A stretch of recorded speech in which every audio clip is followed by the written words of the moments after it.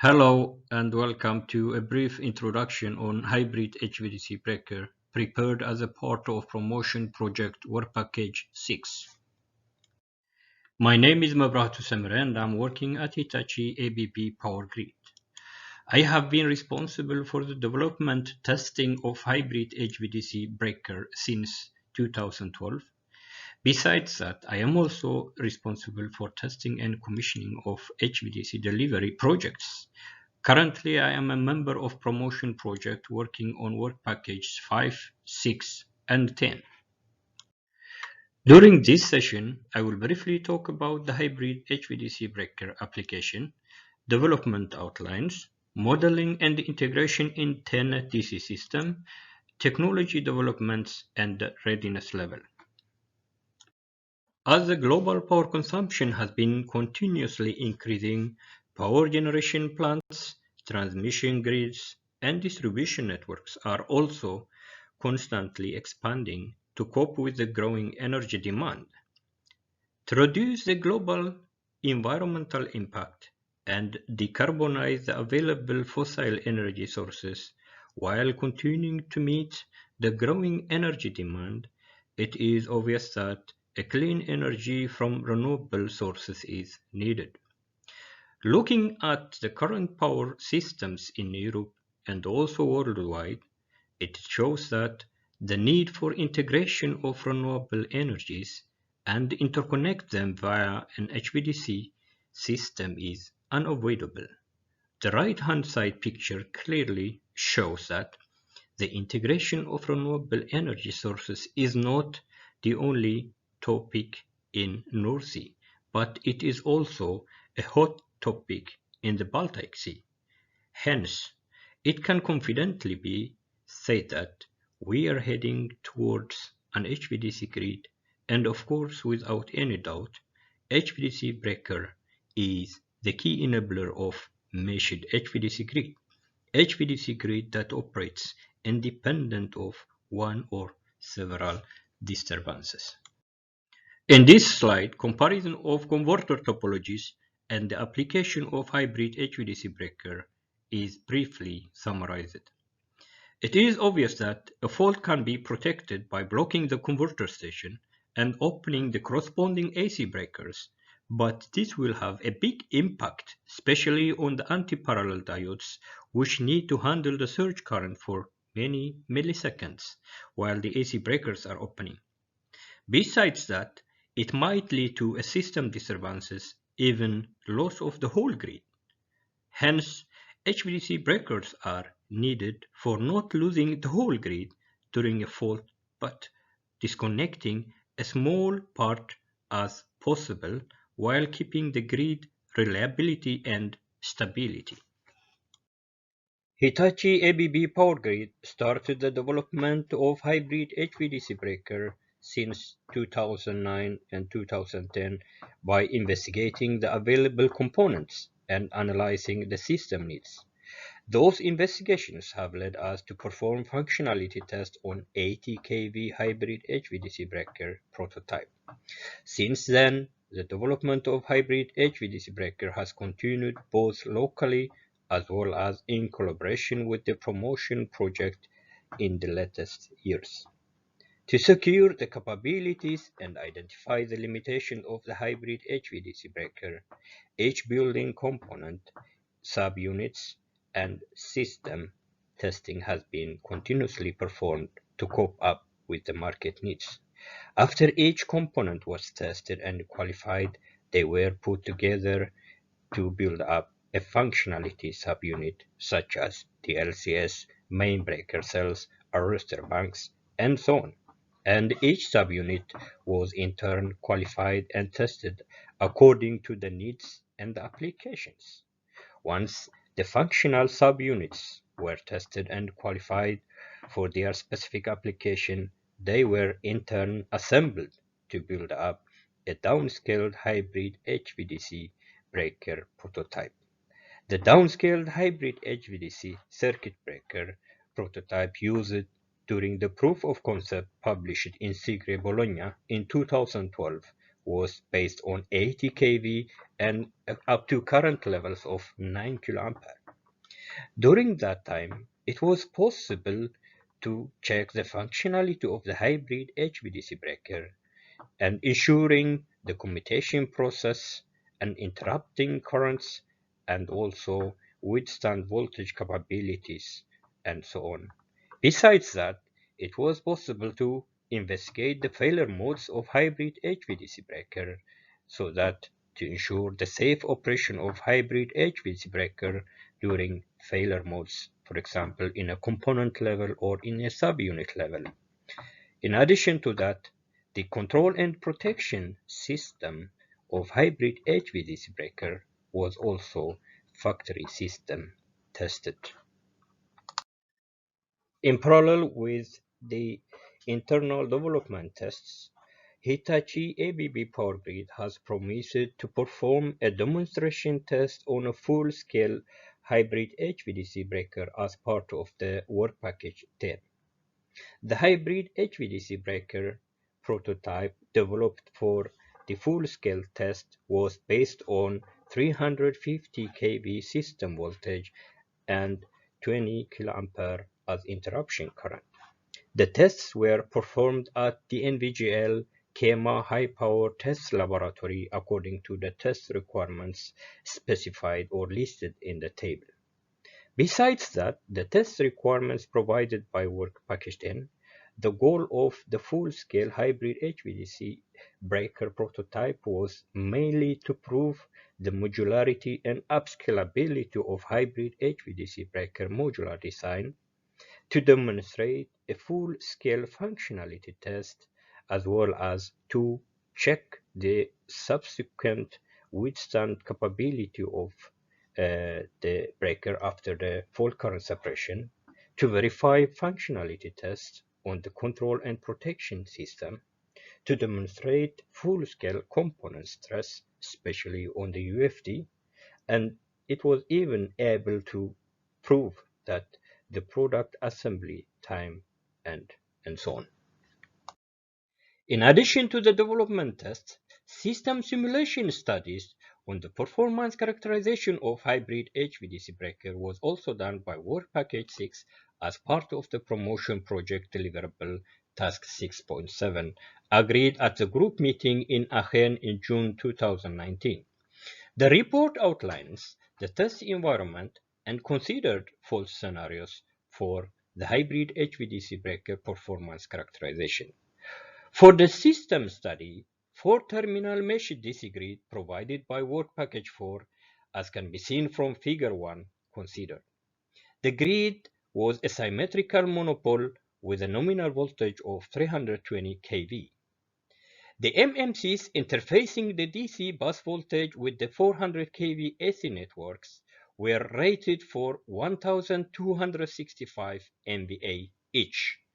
The fault locations, as well as the hybrid HVDC breaker under test, are indicated with the red color, as can be seen from the Figure 1. For the control and protection system, a fully selective DC protection system has been considered. Details of the fault and fault locations, as well as the measurements taken, are described in Figure 2. The index I represents the faulty bus on which the components are located, while the index J denotes the bus towards which the component is facing. In this case, the fault towards the center of the cable is considered as a positive. During this system study, two MMC protection logics, as shown in Figure 3 and 4, were also developed. The MMC protection logic shown in Figure 3 can be described as follows. The signal FD, or fault detection, sets to 0 in case either the voltage magnitude for the negative or positive pole falls below 0.85 per unit, despite the source of the fault or the location of the fault, or if it's internal or external. During this case, the hybrid HVDC breaker commutates the fault current from the main branch to the transfer branch and waits until a trip signal is received. If no trip signal is received, the control logic decides based on the current level and time to isolate the fault. On the other hand, the signal Fi, or fault indication, sets to 0 based on 3 inputs: the DC voltage magnitude, the DC differential voltage, and the DC current differential.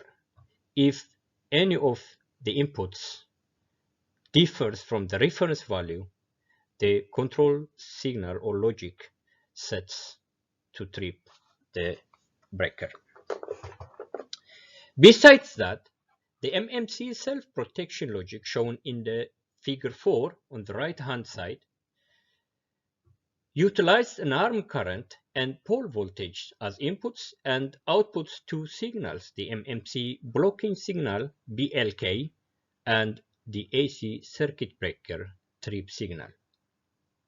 The MMC is blocked if the arm current magnitude of any arms exceeds the reference value. In this case, it was set to 1.6 per unit and resets if the arm current goes below 1.4 per unit. Blocking the converter also starts a timer T-on shown in the SLD on the right hand side of figure 4, and the MMC remains in the blocked state for about 20 milliseconds, after which a decision is made whether to deblock the converter or to trip the AC circuit breaker. In total, 8 fault scenarios listed in Table 1 were studied during the system study. For each fault case, the hybrid circuit breaker and MMC variables at both ends of the faulted cable were measured. The exact location of the test measurements are shown in Figure 2 above. The fault scenarios listed in Table 1 can generally be categorized into 3 main parts, depending on the location of the fault, the protection logic, and distance from the reference bus. Fault case number 1 includes cases 1, 2, 4, and 5 in Table 1, demonstrates the pole-to-pole fault at different locations and distances from the reference bus.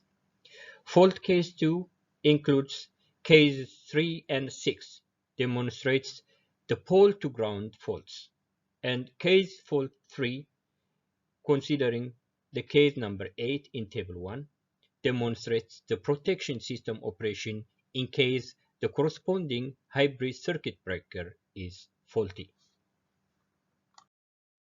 The layout shown in Figure 5 was proposed for presenting the test results of the simulation studies. 2 fault cases of the same nature were randomly selected and compared here. The fault clearing case shown in Figure 6 on the left side of the slide demonstrates a pole-to-pole fault clearing by the hybrid HVDC breaker at a fault distance of 0 km or at the reference bus, while the fault clearing case shown in Figure 7 on the right-hand side of the slide demonstrates the pole-to-pole fault clearing by the hybrid HVDC circuit breaker at 175 km from the reference bus. Hence, the impact of the fault distance on the stress parameters are presented briefly below. The pole-to-pole faults studied here results in symmetrical faults on both poles. It results in a steep fault current and high energy stress. And the fault location, on the other hand, had slightly less impact on the fault current and as well on the energy due to the increased inductance. Hence, the MMC considered during this study does not need to block during such kind of faults, because the hybrid HVDC circuit breaker considered in this study were fast enough in isolating the fault. The fault case shown in Figure 8 shows a pole-to-ground fault clearing by hybrid HVDC circuit breakers. The impact of pole-to-ground faults studied in here resulted in unsymmetrical faults on the poles, but it didn't result in a high steady-state fault current and energy stresses. Unlike the pole-to-pole faults, the pole-to-ground fault location has an impact on the fault current as well as energy stresses, but the overall energy and current stress were quite lower. The study shows that the MMCs considered in such fault scenarios didn't need to block at all, as long as the cable overvoltage and the thermal overload levels of the surge arresters are kept below their dimensioned ratings. The reason behind that was the MMCs usually grounded through a very high impedance, or in some cases they are not grounded at all. On the other hand, a fault clearing scenario 3 shown in Figure 9 on the right hand side picture of the slide, it demonstrates the protection system operation in case of the corresponding DC circuit breaker failure. A fault is applied on the cable 1-2 and the hybrid DC breaker 1-2 is kept permanently closed, and the fault remains uncleared from the bus 1 even though the other side breaker number 2-1 opens. The backup protection algorithm detects the failure of the hybrid HVDC breaker 1-2 by observing the breaker current differential DIDT is positive even though the breaker trip command was issued and the corresponding breaker 1-2 was expected to open. As soon as the breaker 1-2 failure is detected, a trip command is issued to the rest of the hybrid circuit breakers 1-3, 1-4 and the AC circuit breaker ACCB1 corresponding to the faulty bus. Hence, the bus 1 or reference bus isolated from the remaining DC grid. Of course, the opening of the AC circuit breaker CB1 takes quite a long time and is not considered in this oscillogram. Of course, this resulted in a high stress in the reference bus or bus 1 or the hybrid DC circuit breaker 1-2, but it had quite low impact on the remaining MMCs and hybrid circuit breakers. On the other hand, the hybrid circuit breaker 1-3 break the current in the negative direction, hence a bidirectional hybrid circuit breaker was recommended to isolate such fault scenarios. In the overall system studies on performance characterization of hybrid DC circuit breaker in Tennet DC grid, the hybrid HVDC circuit breaker showed a benefit of fast and selective grid protection. The fast fault clearing nature of the hybrid HVDC breaker impacted positively in minimizing the DC faults on the MMC and DC cables. In all fault clearing cases, the fault is cleared with the primary protection, where the MMC blocking is avoided and the grid was able to quickly recover or adjust to the new operating points. Converter blocking was avoided even when there was a delay between the fault inception and fault detection, which showed the robustness of the employed protection system. In all suggested test cases, the hybrid HVDC breaker were opening far below their maximum breaking current and energy, which provided a large margin of safety to the DC grid. At the end, I would like to mention that the hybrid HVDC breaker technology developed by Hitachi ABB Power Grid is ready for the market. The modular design of hybrid HVDC circuit breaker enables and ensures the technology readiness level up to 640 kV system voltage and up to 30 kA as interruption current. Even though the hybrid HVDC breaker system is a new product, but it is based on a fully market-proven components such as stack pack BIGTs, surge arresters, mark control and protection systems, which are already in operation in the previously delivered voltage source converter projects around the world. As an interesting design feature, I should also mention that there are no commutation capacitors in hybrid HVDC circuit breaker, which benefits the hybrid HVDC circuit breaker in terms of personal and firing risks and ensures faster operation of the hybrid HVDC circuit breaker independent of the current levels, even at lower current interruptions.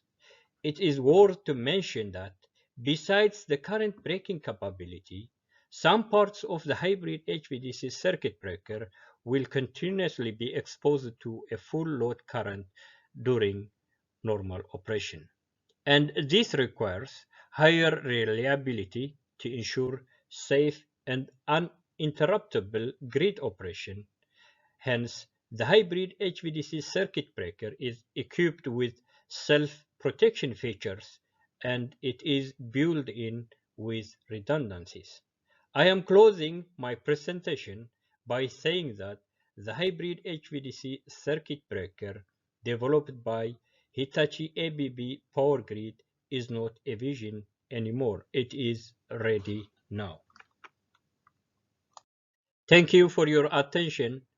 For further questions, please don't hesitate to contact me. My name is Takahashi Inagaki and I will be presenting on behalf of Mitsubishi Electric. The title of my presentation is Mechanical DC Circuit Breaker Scaling to EHV Level and Modeling. This is the agenda of my presentation and I will introduce the topology of the mechanical DC circuit breaker with active current injection at first. After it, method of scaling to EHV level and the modeling is explained in detail. This DC circuit breaker is implemented into the HVDC grid model, and the model for system study and the requirement study for DC circuit breaker is investigated through the simulation. And now I will move on to the first topic of the agenda.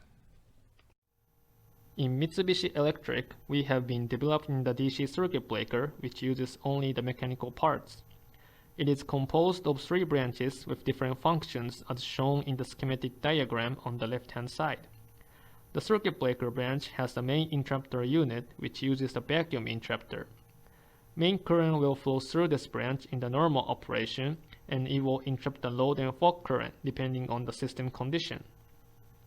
Parallel to it, there is a current injection branch, which is composed of a reactor, high-speed making switch, and capacitor.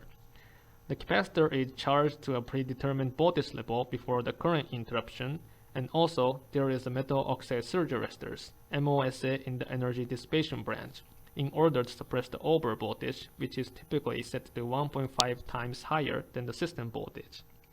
A detailed interruption process will be explained by using the schematic of interruption process, as shown in the right-hand side. Interruption current is shown in red, and as soon as the VI receives the opening command after the fault currents in the system, its contacts start moving apart. When the contact is opened enough to withstand TIV, high-frequency resonant current is superimposed on the fault current in order to create the current zero. As the current reaches to zero, it will be interrupted in VI. After the current interruption, TIV is applied across the breaker, which is shown in the green line, and MOSA will dissipate the energy when it reaches to the suppression voltage. The magnitude of the injection current is designed to be large enough to cause current zero in both polarities. And these are the interruption process for the mechanical DC circuit breaker. Here in the middle, this is the actual setup of the mechanical DC circuit breaker prototype, and the rating is 160 to 200 kV. It has been tested at KEMA laboratories. The breaker is composed of two VIs in series, rating of 80 to 100 kV per each. The grading impedance is connected in parallel to each of the VI to ensure the equal voltage distribution among the VIs. The testing current of 0.2 to 16 kA in both polarities are successfully interrupted. On the right-hand side, it shows the test results of 16 kA current interruption. The current waveform is shown on the top and the voltage on the bottom. The current is interrupted within 6.7 milliseconds, and after the interruption, the TIV peak of 250 kV was applied across the breaker with the voltage sharing as good as 50-50. The more detail can be found in the breakout session of work package 10. Here I show the topology of scaling to EHV level. Mechanical DC circuit breaker can be scaled to EHV level with two different topologies. One is a common current injection topology and the other is module topology. A common current injection topology is pretty simple to configure, and the main current branch is composed of the series connection of VIs with grading impedance, such as capacitors and resistors in parallel. Assuming an 80 to 100 kV rating of the VIs, the rating of the figure on the left-hand side will be 320 to 400 kV with 4 VIs connected in series. The number of the VIs can be varied depending on the TIV. The grading impedance are required to ensure equal distribution of voltage stress across the main interrupter. The capacitors in the current injection branch is required to be precharged to a certain value, such as system voltage during a normal operation, and thus the high-speed making switch is required to be in open position. Since the voltage of the precharged capacitor is imposed across the high-speed making switch during a normal operation, several high-speed making switch units, which is individual switch, are connected in series to withstand the voltage, like the VIs in the main circuit branch. Grading impedances are connected in parallel to each of the high-speed making switch unit to ensure an equal voltage distribution. The MOSA can be simply configured as one bank of series and parallel connected MOSA columns with enough capacity to dissipate the required energy.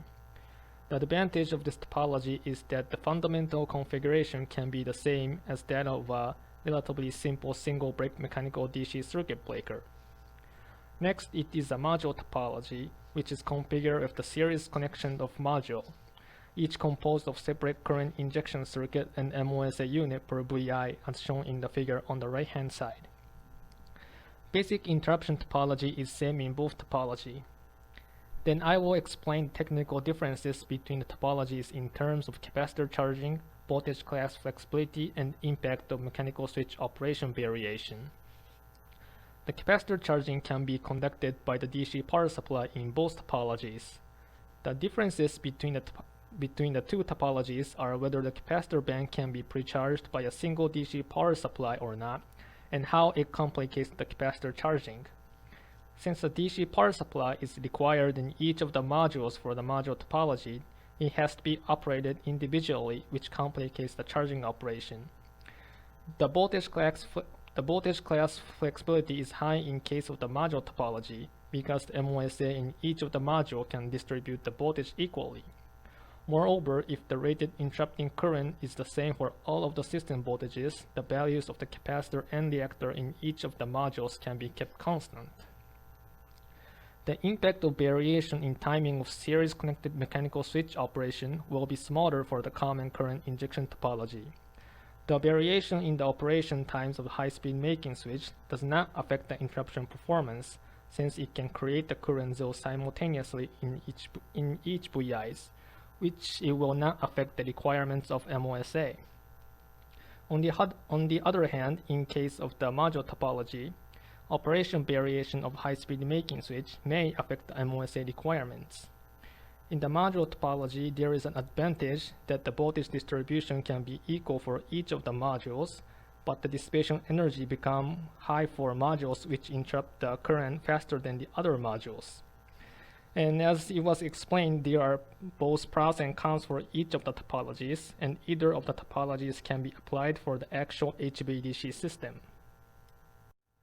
This is the modeling of mechanical DC circuit breaker, and it can be modeled with different levels of complexity and detail.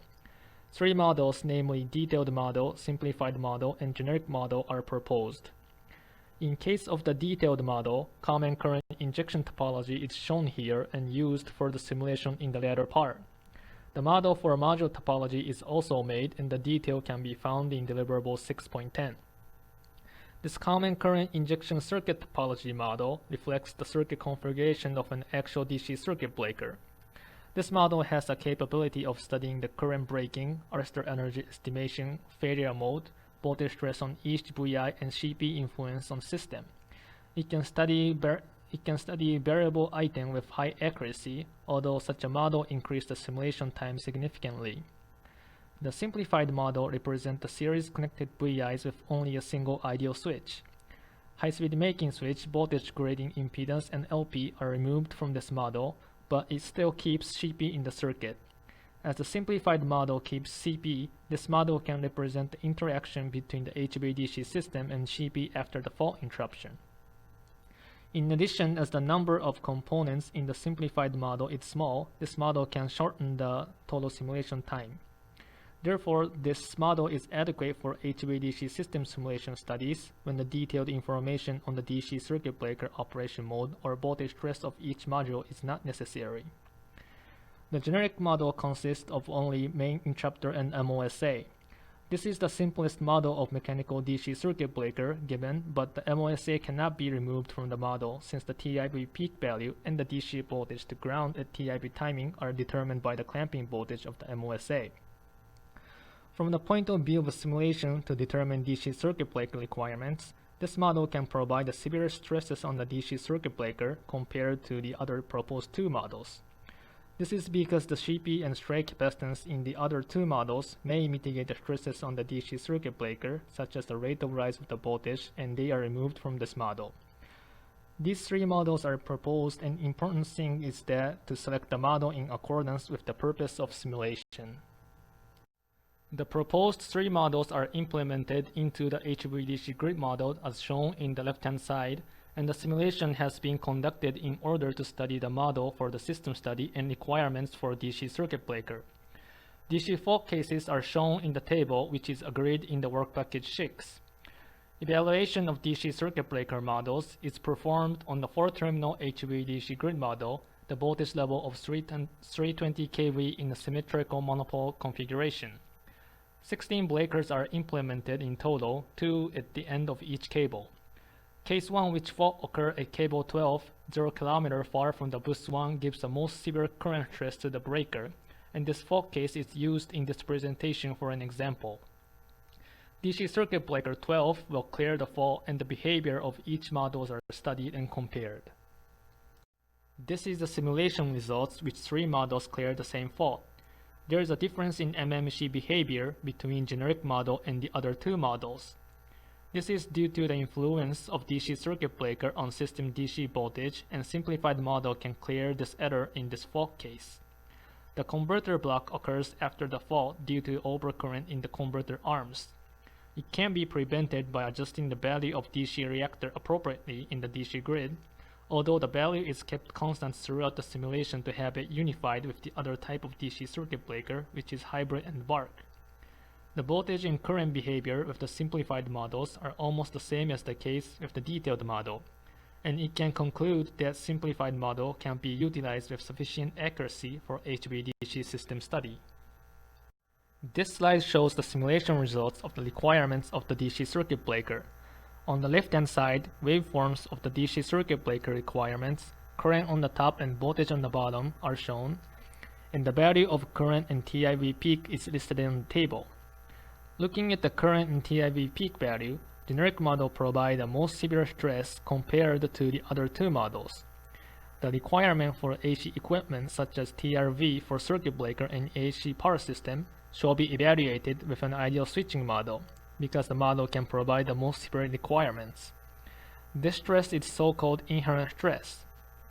The generic model can provide inherent DC circuit breaker requirements corresponding to the maximum interruption current and TIV peak, and it can conclude that the generic model shall be used for the requirement study of the DC circuit breaker.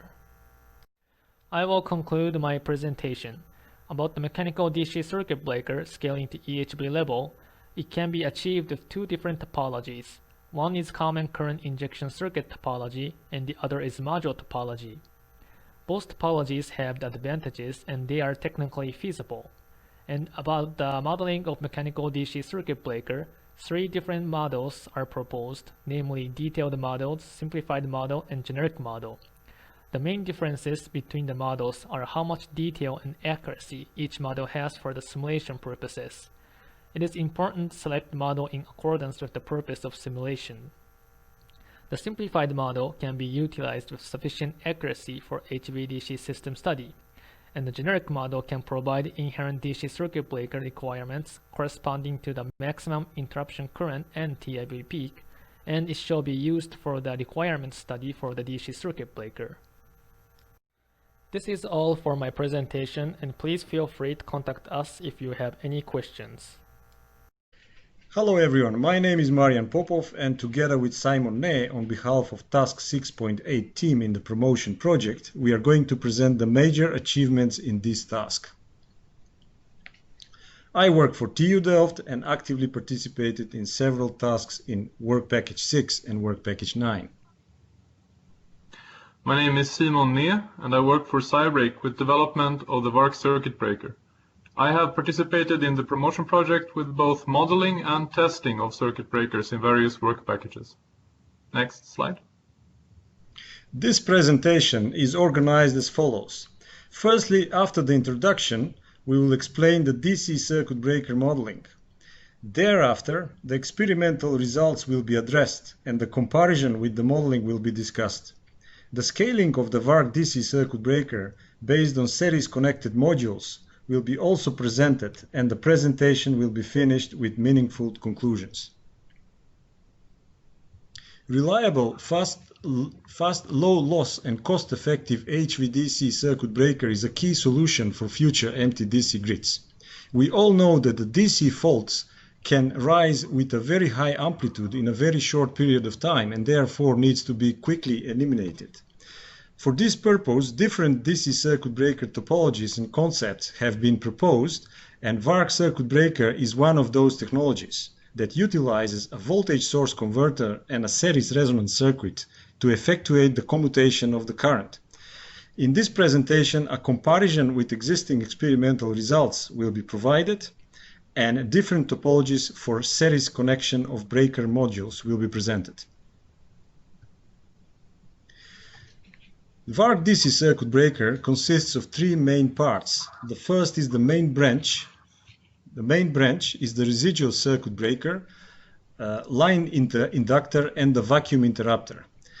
Energy absorption branch is represented by the surge arrestor, and the current injection branch consists of the voltage source converter, resonant current inductor, and the capacitor.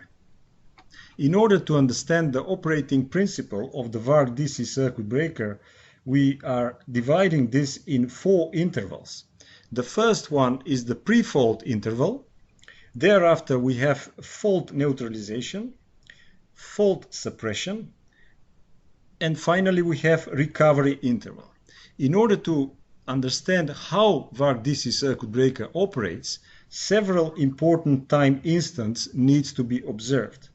The first one is instant T1 that denotes the fault occurrence.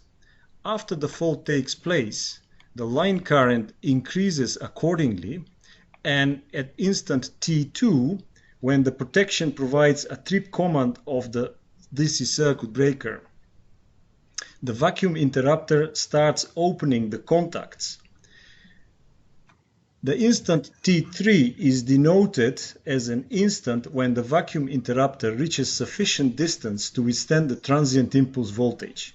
At this time, the voltage source converter is activated and oscillatory current is generated that is superposed to the line current. We see this after this period. That's the period T4, when the current observed reaches current 0. An important interval is the interval T4, T5. The initial transient impulse voltage equals the remaining voltage of the current injection capacitor. The current is commutated to the injection branch, and the transient impulse voltage rises till it reaches the clamping voltage of the surge arrestor. This instant is denoted as T5, and thereafter the current is dissipated into the surge arrestor. T6 is the instant when the surge arrestor current reaches 0, and thereafter some leakage currents may exist, and the residual circuit breaker opens finally at T7, removing the remaining current. Another important part in this project is also the electrical model of the vacuum interrupter. We divide this into 3 states. The first one is the closed state, and in the closed state we use a very small resistance of about 80 microohm. The second is the operating state, a low resistance in series with a DC voltage source of 50 volts. This is because the arc voltage of the vacuum interrupter is between 20 and 80 volts. And therefore, this is represented by a DC source and a small resistance, which actually represent the arc resistance.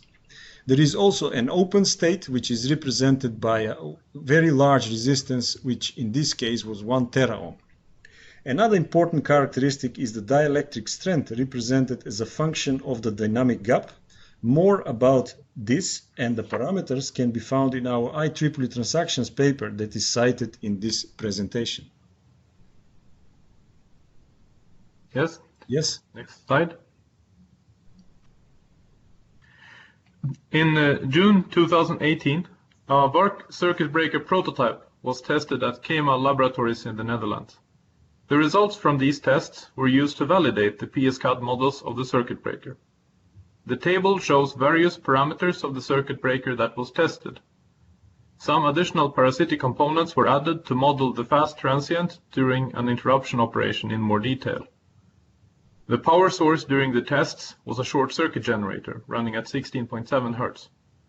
In the simulations, it was represented by a sinusoidal voltage source with a series inductance. Next slide. This slide shows both measured and simulated results, using the parameters shown on the previous page. The agreement is good until the end of the current suppression. This is primarily due to that the surge arrestor model of PSCAD not accurately represents a real surge arrestor. The peak interrupted current during these tests was 10.6 kiloamps against a transient interruption voltage of 40 kilovolts. Next slide. The resulting deviation in absorbed energy is only about 2%, which is not significant. Next slide. Something to note about current injection type circuit breakers is the voltage that appears across the main interrupter after an artificial current zero has been achieved. This voltage is called the initial transient interruption voltage, or ITIV for short. The size of the ITIV varies with the size of the fault current that is interrupted for a given circuit breaker design. If the injected resonant current reaches the fault current amplitude close to a peak of the resonant current, the resulting ITIV and the IDT through the main interrupter close to the current zero are both low, which aids the interruption. Since the resonant current grows successively in the VARC circuit breaker, the current zero always occurs relatively close to the peak of the resonant current.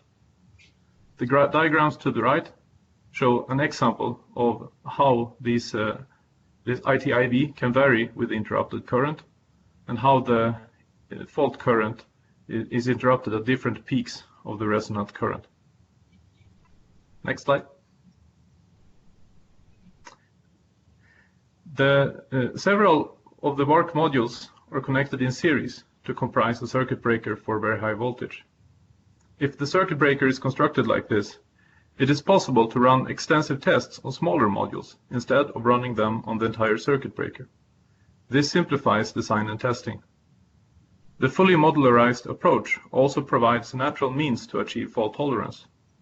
If one of the module fails for some reason, the circuit breaker can still in many cases operate with a reduced TIV. Even if the circuit breaker modules operate independently, there are possible benefits from sharing surge arresters across several modules. For instance, the surge arresters could be kept in a separate physical unit to allow for more compact construction of the circuit breaker modules, or to easily adapt the circuit breaker construction for an application with higher energy dissipation needs. 3 different ways of connecting the surge arresters have therefore been considered and analyzed. They are shown in the figure to the right. The first one, topology A, keeps all the surge arresters inside the modules. Topology B has a large surge arrestor stack connected across the module stack, and the sum of the surge arrestor voltage ratings inside the modules exceed that of the external stack. With such an arrangement, the fault current is commutated into external surge arrestor stack when enough modules have interrupted the fault current. In topology C, each module has an own external surge arrestor stack. The disadvantage of the topologies with external surge arresters is primarily that each of the modules have to be designed for a slightly higher voltage for the same total circuit breaker voltage, which adds to the cost of the circuit breaker. Next. These waveforms show results from simulated interruptions with topology B, which has a large external surge arrestor stack. The clamping voltage of the internal surge arrestor stacks is varied between a value which gives the same total clamping voltage as the external surge arrestor and a value much higher than the external surge arrestor. There is very little difference between the 3 topologies from an outside perspective, but there are clear differences with respect to breaker cost and fault tolerance. The topology that is used for the SciBreak 80 kV demonstrator is topology A, which keeps all the surge arresters inside each module. Next slide. With individually operating circuit breaker modules, there can be differences in at which time interruption happens in each of the modules. The figures on this slide show examples of how this looks with the 3 different series connection topologies. For instance, you can see that for topology B, the voltage per module drops as all of the modules have interrupted the fault current. Next slide. The performance of the DC circuit breaker is investigated by simulation in a 4-terminal empty DC network with the series connected VARC DC circuit breaker modules as previously explained. The converters are half-bridge bipolar MMCs. MMC1 and MMC3 are PV DC controlled, and MMC2 and MMC4 are PQ controlled. The system voltage is plus minus 320 kV. The fault occurs on a cable 2-1, 100 km away from the circuit breaker B21. Here with 2 examples are shown. The first one deals with the interruption of a pole-to-pole fault current, and the second one is a simulation of a fault current with a reverse direction. After the fault takes place, the current begins to rise, just like we have explained in the demonstration of how the VARC DC circuit breaker operates.